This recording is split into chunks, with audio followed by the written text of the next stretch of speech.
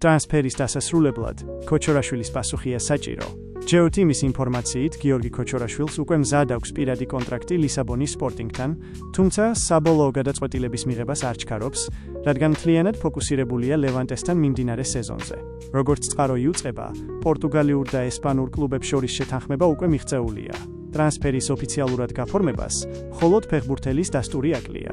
ლევანტე ამჟამად ლა ლიგა 2-ის სატურნირო ცხრილში ლიდერია და პრიმერა დივიზიონში გადასვლის ერთ-ერთი მთავარი ფავორიტია. სწორედ ეს არის მიზეზი, რის გამოც ქოჩორაშვილს სურს მიმდინარე სეზონი კლუბთან ერთად დაასრულოს.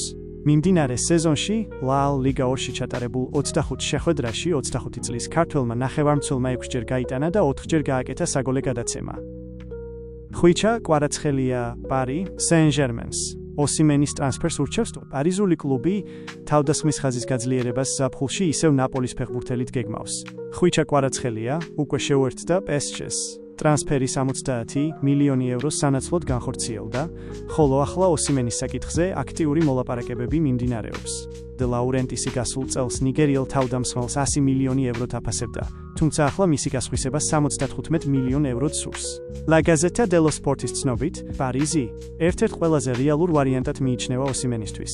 მას უკვე აქვს ლიგა 1-ის გამოცდილება, ხოლო პარიზელთა სპორტული დირექტორი ლუის კამპოსი წარსულშიც ცდილობდა მის გადაბირებას. საქართველოს ნაკრები ივნისში 2 ამხანაგურ მატჩს ჩაატარებს. ჯეოტიმის ინფორმაციით, საქართველოს საფეხბურთო ნაკრები ზაფხულში 2 ამხანაგური შეხვედრის გამართვას გეგმავს. ერთი მეტოქე უკვე ცნობილია. 5 ივნისს საქართველოს ეროვნული გუნდი ფარერის კუნძულების ნაკრებს დაუპირისპირდება. მეორე ამხანაგური მატჩის მეტოქე ჯერჯერობით უცნობია. ფარერებთან გასამართის შეხვედრის ზუსტი დრო და ადგილი მოგვიანებით გახდება ცნობილი, როდესაც ინფორმაცია ოფიციალურად დადასტურდება. საკლუბო ფეხბურთი ბრუნდება. ლიგა 1-ის ცენტრალური მატჩი. სანაკრებო პაუზის დასრულების შემდეგ საფეხბურთო ყურადღება კვლავ საკლუბო დონეზე გადადის. ჩვენთვის ყველაზე საინტერესო ჩემპიონატი ლიგა 1 27 ტურის მატჩებით გრძელდება. ამ ტურში პარი სენ-ჟერმენი ხვიჩა კვარაცხელიასთან ერთად სენტ-ეტიენს დაუპირისპირდება, სადაც ზურიკო დავითაშვილი თამაშობს. ბავშვობის მეგობრები ამჯერად მოედანზე მეტოქეებად შეხვდებიან ერთმანეთს.